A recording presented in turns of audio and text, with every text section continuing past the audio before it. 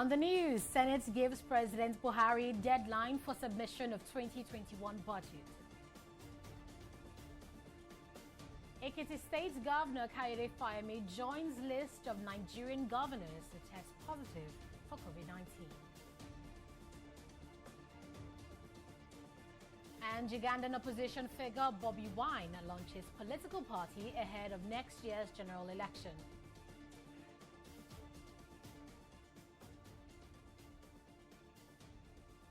Many thanks for joining us on News Now on TV360 Nigeria. I am Annetta Felix. President Muhammadu Buhari has been given until September 2020 to present the 2021 budget to the National Assembly. Senate President Ahmed Lawan gave the president the ultimatum today after receiving the 2021 to 2023 medium-term expenditure framework and fiscal strategy paper. Lawan stressed that the presentation of the budget before the end of September would enable the National Assembly complete necessary works and pass it before the end of December. The MTF FSP has now been passed to the relevant Senate committees for necessary legislative action. Speaking after referring the documents to the committees, Lawan charged the members to engage all revenue-generating committees very well to ensure that a thorough job is done. Now, a review of the medium-term expenditure framework and fiscal strategy paper shows that the federal government intends to borrow 4.28 trillion naira to fund the 2021 budget deficit. The documents, which were submitted to the National Assembly on Tuesday, shows that the total budget deficit of the proposed 12.66 trillion 2020 budget is 5.16 trillion naira, up from 4.98 trillion in the revised 2020 budget. According to the federal government, the deficit will be financed by new foreign and domestic borrowings of 4.28 trillion naira and 205.15 billion naira from privatization proceeds and 674.11 billion naira from drawdowns and existing project-tied loans. According to the documents, the projected debt service to revenue ratio will be 47%, which the federal government said raises some concern about debt sustainability. It will require an independent panel of inquiry to unravel the mystery surrounding alleged corrupt practices in the Niger Delta Development Commission, NDDC. This is according to political affairs analyst Jide Ojo. Reacting to the recent happenings at the public hearing of the agency by the House Committee, Ojo said it will be difficult to get to the root of the matter if indicted persons continue to preside over the probe. Not the House of Reps nor Senate can, in good conscience, sit in judgment over NDDC. Let's even do away with the issue of contracts that they got, because I know they got those contracts. Even if we want to concede that they didn't get any contract, if they have done proper oversight, as is expected of them, would there be that kind of rot in NDDC? Absolutely not. Will we have that kind of abandoned project? 12,000, and we have always had Parliament from 1999. We have always had House of Reps Committee on NDDC. We have always had our Senate Committee on NDDC. The only way out for me is an independent probe, independent panel of inquiry, not the kind that is being done now. It cannot be supervised by the Minister of Niger Delta because he's an indicted member. He has been indicted by John Lule. It cannot be done by Senate and House of Reps Committee with what has happened, that they got the greatest contract from NDDC. So you need an independent panel of inquiry to really come and see, dissect all the issues. Unless Akpabio is able to come out with names of the lawmakers, senators of reps, the days they collected the contract, how much of the implementation, and all the details. That is when the National Assembly will have cleaned itself up of this mess. Some of the forfeited assets recovered by the Economic and Financial Crimes Commission, EFCC, were auctioned to federal government ministries and agencies. Suspended chairman of the anti-graft agency, Ibrahim Magu, revealed this in a letter addressed to the Ayosalami-led presidential panel, which is currently probing him for corruption. In the letter, Magu explains that some of the assets were sold off through special auctions which had presidential approval. Magu listed some of the agencies to include the Ministry of Humanitarian Affairs and Disaster Management and the Federal Inland Revenue Service, FIRS. Magu adds that some of the agencies have not paid for the vehicles, but that there was an arrangement that their values will be deducted from the ministry's allocation. The suspended EFCC chair also revealed that about 450 forfeited vehicles in Lagos and Abuja are yet to be sold but have presidential approval to be disposed of. And now to security matters. The increased killings in Kaduna are motivated by politics and revenge. This is according to presidential spokesperson Garba Shehu. Shehu's comments follow two fresh attacks in two Kaduna communities that left over 30 people killed and properties destroyed. In a statement on Tuesday, Shehu said Kaduna has a comprehensive security structure in place, but that the complicated nature of the situation was making things difficult. According to Shehu, the killings have been fueled by the decision to seek revenge. He advised the people against taking law into their hands and urged them to report threats to law enforcement agencies. Just hours after Governor Rotimi Akeredolu emerged winner of the governorship primary election conducted by the APC in Ondo State, the opposition People's Democratic Party has now moved to also select a flag bearer. The primary election, which held at the International Event Center, Akure, began at about 12 noon today. After accreditation, over 2,000 members of the party began casting their votes to select between 8 aspirants who are justing for the ticket. The aspirants include the Deputy Governor Agbola Ajayi, as well as the former Attorney General and Commissioner for Justice, Eyitayo Jegede. The winner of the primary election will go head-to-head with Governor Akeredolu, who's seeking a second term in office on October 10, 2020. The Senate has confirmed the appointment of Suleiman Sani and 39 others as a career and non-career ambassador. The confirmation comes exactly 3 weeks after President Buhari wrote to the Senate seeking confirmation of their appointment in accordance with Section 17121C and subsection 4 of the 1999 Constitution. The confirmation was equal to the President's presentation of the report of the Senate Committee on Foreign Affairs, which screened the nominees. Presenting the report, Chairman of the committee, Mohammed Bokachua, said the screening was done physically for those of them in Nigeria and virtually for those outside the country. He said the criteria used for the screening include police reports, clearance for the State Security Service, additional information from the National Intelligence Agency, tax clearance, Nigeria's foreign policy, appearance, and general knowledge. Nigeria has received a grant of $890 million from the Global Fund, which will be focused on reducing the impact of HIV, tuberculosis, and malaria. Osage Hanure, Minister of Health, who disclosed this on Tuesday, said the fund will cover an implementation period of 3 years from 2021 to 2023. A statement by Olujimi Oyetomi, Director of Information, Media and Public Relations, Ministry of Health, noted that the grant will fund health-related initiatives all across the country. With the latest developments, Nigeria has now assessed 94% of $2.436 billion, which is the total amount committed by the Global Funds to operations in Nigeria since inception in 2002. And Harinure explains that the commitment to Nigeria was split into 4 program areas, including HIV and AIDS, tuberculosis, malaria, and resilient systems strengthening for health, and that's RSSH. The Federal Executive Council FEC has observed a minute of silence in honor of late Issa Funtua, an ally of President Muhammadu Buhari, at the commencement of a virtual meeting which is being chaired by President Buhari. The cabinet members mourned the deceased who died on Monday. Funtua, who was the Minister of Water Resources in the defunct Second Republic, established the Democrat newspapers during the military era in Nigeria. Funtua died at the age of 78 from a cardiac arrest. Let's take a break here, but still to come. U.S. purchases 100 million doses of potentially COVID-19 vaccines as daily toll continues to rise.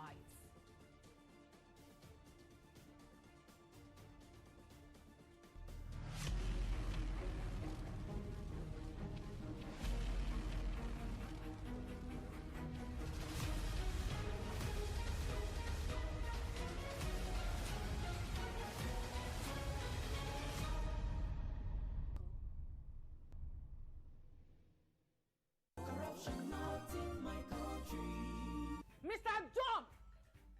Mr. Job! What is it now? What is it now? Please turn down the volume of your music. It's too loud. And how is that your business? It is disturbing me. I can't sleep.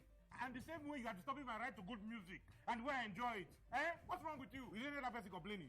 Maybe we thought that you have lost your mind. Are you having a party? I'm just respecting you, sir. You remember, I've paid my husband too. You will not understand why we are complaining because you do not care about other people except yourself. Look, the transformation we need in this country begins in this compound. Yes, now. From you, and I. This, your selfishness is an offshoot of corruption. And corruption, not in my country. You know, go to your bank. Corruption not in my country.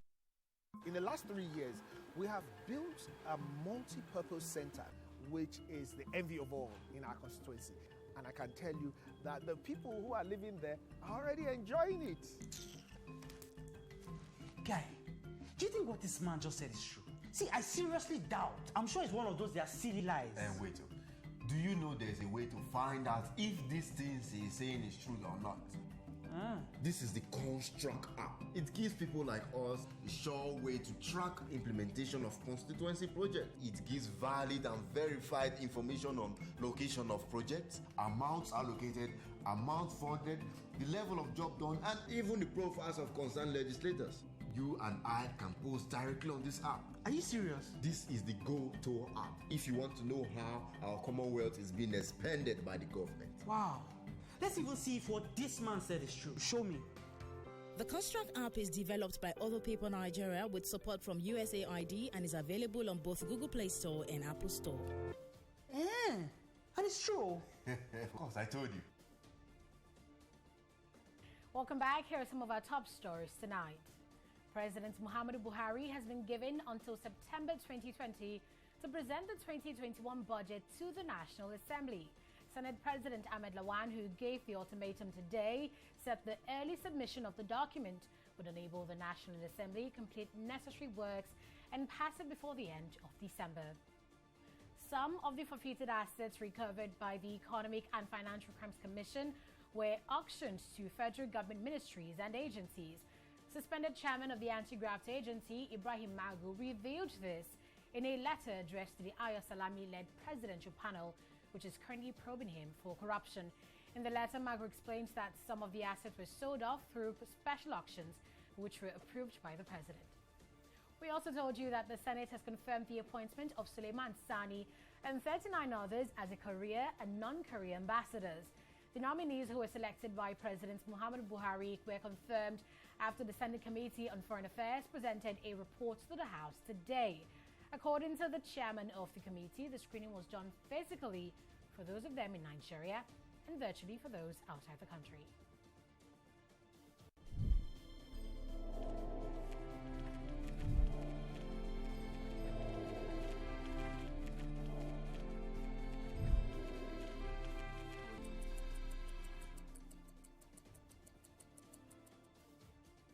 Ekiti State Governor Kayode Fayemi has tested positive for COVID-19. Fayemi confirmed his health status in a tweet on Wednesday morning. The governor said he's feeling well but has proceeded on self-isolation in line with the Nigeria Center for Disease Control protocols. Fayemi has now directed his deputy Adebisi Egbeyemi to coordinate the affairs of the state while he receives medical treatment. There are now 5 more COVID-19 testing laboratories across Nigeria. The new testing labs were set up at the Edo Specialist Hospital in Benin, Edo State, ATBU Specialist Hospital in Bauchi State, Rivers Idorama Company Molecular Lab, State Specialist Hospital, Amachara Abia, and the University of Abuja Gwagwalada GX Lab. The NDDC said the latest laboratories brings the total number of testing labs for COVID-19 in Nigeria to 58. In late April, the DG of the NDDC, Chikwe Ihekwazu, set an ambitious target of testing 2 million people in 3 months. Kano State has ordered the cancellation of Vidal Cabrillo celebrations in the state to consolidate the successes recorded in the fight against COVID-19. Commissioner for Information Mohammed Garba said this in a statement made available to newsmen on Wednesday. The council agreed that all the 5 emirs in the state will go to the 8 prayer grounds in their respective domains in motor vehicles. It's expected that Eid al-Kabir will be celebrated globally on Friday, July 31st, 2020. The Federal Airport Authority of Nigeria has accused the head of the Department of State Services at the Nnamdi Azikiwe International Airport, Safianu Abba, of breaching security protocol at the airport and assaulting an aviation security personnel on duty who called him to order. In a statement on Wednesday, FAN said the DSS boss had prevented security officers at the airport from performing a mandatory check on a passenger on Friday. FAN condemned Abba's act, labeling it as an abuse of power and the security process in the airport.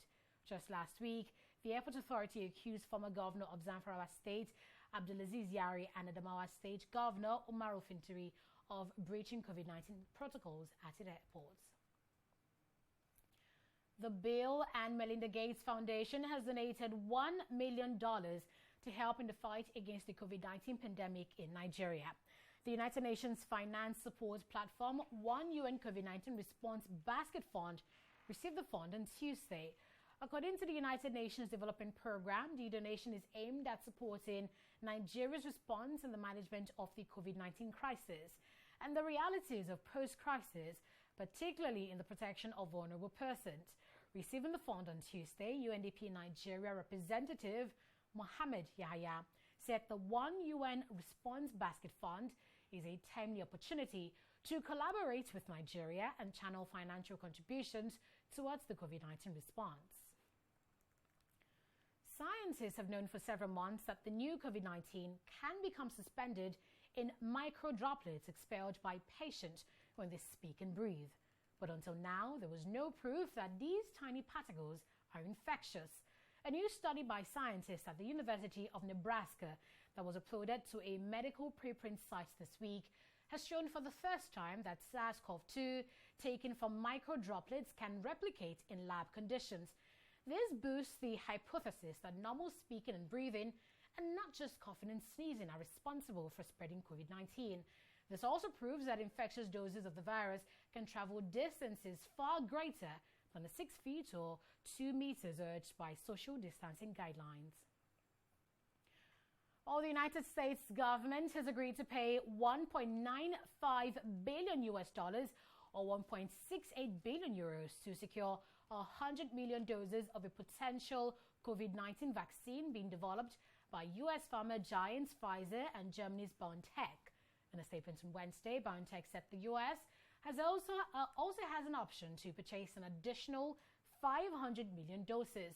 According to the statement, Americans will receive the vaccine for free, consistent with U.S. government's commitment for free access for COVID-19 vaccines. Let's take a break here to return and join Vidal, who's standing by for the latest business news.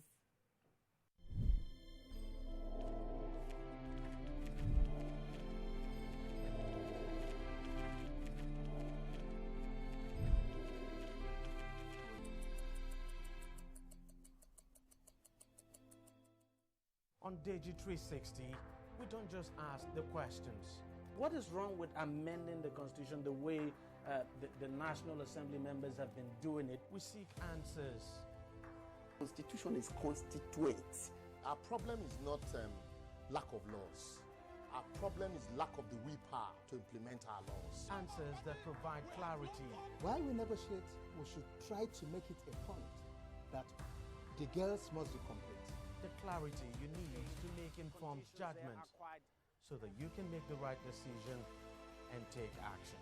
People are saying it is you politicians that are responsible for this, that you are the reason why this is happening. All these dullards that call themselves governors in this country? I wish we had people like Tony at the National Assembly. God forbid that I go to join that band of DG360, providing clarity to issues.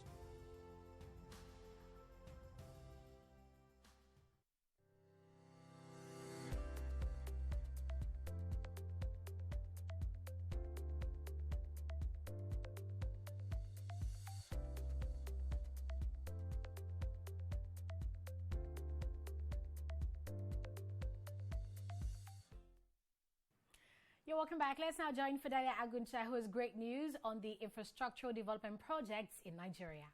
Thank you very much, Annette. Welcome to the business side of the news. The federal government says it has commenced construction work on the Kano-Kaduna section of the Lagos to Kano rail line.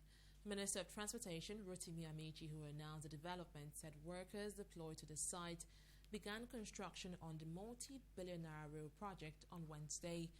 Amechi, who made the announcement via his Twitter handle, also posted pictures of contractors and trucks on the project site. The African Union has denied endorsing any candidate for the office of the Director General of the World Trade Organization, WTO. This is coming after Egypt's candidate Abdel Hamid Mamdouh told members of the WTO that he had been endorsed by the African Union. In a statement addressed to ministries of foreign affairs of member countries, the AU said meetings to pick a consensus candidate for the office of the Director General of the WTO has yielded no result yet. There are 3 candidates from Africa, including Nigeria's Ngozi Okonjo-Iweala, contesting for the WTO position. Oil prices fell on Wednesday as industry data showed a bigger than expected inventory build in the United States, where climbing coronavirus cases may further dent fuel demand in the world's biggest oil consumer. Brent crude fell 35 cents to $43.97 a barrel, and the U.S. West Texas Intermediate crude dropped by 39 cents to $41.53 a barrel. Oil prices climbed about $1 the previous day, reaching their highest since March 6. Economic data from Japan, the world's 4th largest oil consumer, also weighed on prices. Factory activities contracted for a 15th straight month in July, indicating lower economic activity because the pandemic is extending into the 3rd quarter. Let's now shift focus to the stock market after this break.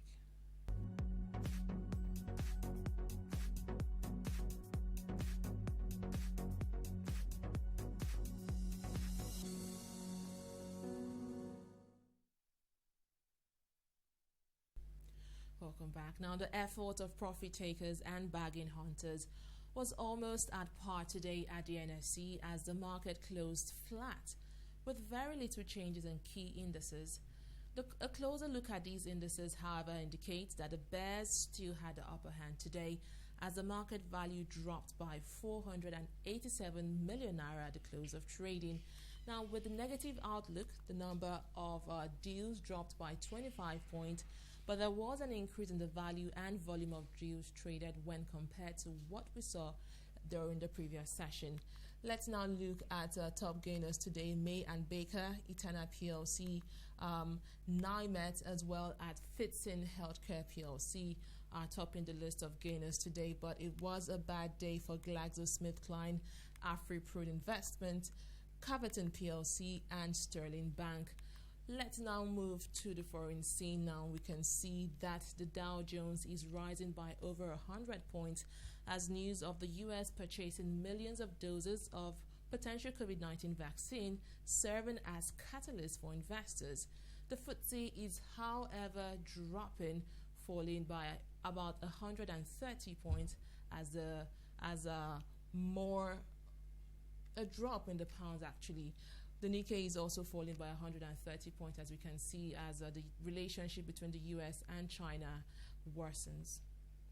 That's it from the world of business. It's back to Netta Felix. And talking politics in Africa, Ugandan opposition lawmaker and pop star Robert Kyagulanyi, popularly known as Bobby Wine, has launched his National Unity Platform Party. and that's ahead of the country's general elections next year. Bobi Wine is the biggest contender for 75-year-old President Yoweri Museveni in the 2021 presidential election. He explains that the National Unity Platform is a duly recognized political organization with the Electoral Commission, and the symbol is an umbrella. The launch comes a day after Museveni picked his nomination form. Uganda is set to hold general elections in January 2021, when President Yoweri Museveni is expected to seek a sixth term in office. And talking sports now, Nigeria Professional Football League side Rangers International FC have made a formal presentation of the 20 million naira insurance benefit fund to the family of late George Ifeanyi.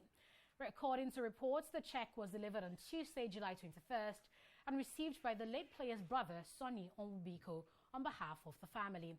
George died in March after an auto crash accident, and Rangers are understood to have acquired a group and personal accident insurance policy for their players, staff, and officials in the event of an unforeseen occurrence on and off the field. I want to use this opportunity to say thank you to Rangers International. Thank you to the General Manager. Thank you to the Governor. Thank you to insurance company. Thank you to the representative of NFF. Thank you for his co-players and everybody around. We, the family, George Ifeanyi, because we do appreciate this. I know this has never happened before in Nigerian football, but Ifeanyi has sacrificed himself for this, because I definitely know this is going to be a stepping stone for other clubs to take a step. So therefore, I use this opportunity to say thank you. But I wish my brother was alive today. But there's nothing I can do. God knows the best. But thank you. Thank you. The jersey number 15 for Ifeanyi George. Ifeanyi lives with us. Ifeanyi will forever be with us. We retire this jersey, not to send the number into extinction. We retire this jersey because Ifeanyi has the strength and resilience of a ranger. We retire this jersey because Ifeanyi needs to rest.